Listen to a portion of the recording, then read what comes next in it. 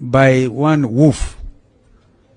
And this morning, listening to BBC and the Director General of the World Health Organization, she was a Nigerian lady, very capable, and been asked, what do you say to the fact that globalization has died?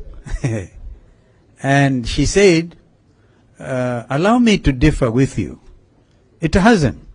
Of course, we are seeing it, like in the case of Europe, nationalism, European nationalism, and in the case of Donald Trump's America that time, America first, and but NAFTA arrangements, which is Mexico, America, and I think Brazil, or is it Brazil, the NAFTA arrangements out there, Mexico, America, Canada, thank you, is still in place.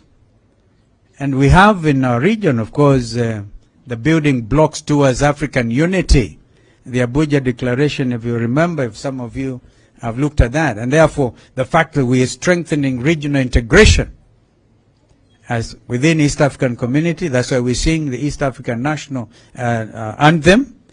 I don't think we are cannibalizing our approach to regional unity. But Brexit, perhaps, was to blame for that kind of impression. And somebody last night was saying, Europeans, and actually quick to say, when President Zelensky makes a surprise visit to visit Prince Charles and the House of Commons and addresses them and asking, in fact, you are reminded of what Churchill once said during the Second World War, when he went to the US and said, give us the tools and we'll finish the job. I'm saying this as a background to what I'm just about to say.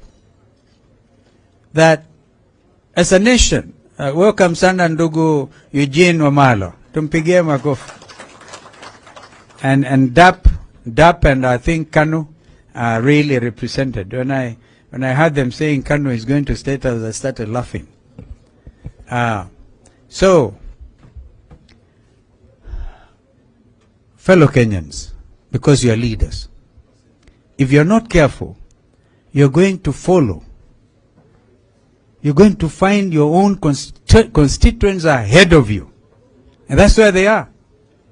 We saw that in Jacaranda. I saw that in Kibra. You're most likely going to see that in Mavoko tomorrow. And therefore, as a leader, you need to ask your question. Do you want to lead or you want to be led by your own people? Something is grossly wrong with our country. But I draw a lot of satisfaction out of the fact that Constitution 2010 is in place. And so, if it was not that for Constitution, some of us would be in detention for sure. Therefore, Adams, those of our fellow countrymen who struggled for democracy in this country remain our heroes today. Because of them, we have now established a tradition where even if you are president, Ndugu Raila, if you are the president today, you will require William Ruto as leader of your opposition.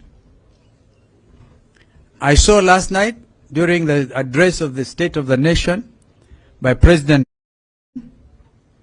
perhaps the biggest democracy in our Constitution, 2010, is fashioned in a very straight way, very strong way along the American Constitution.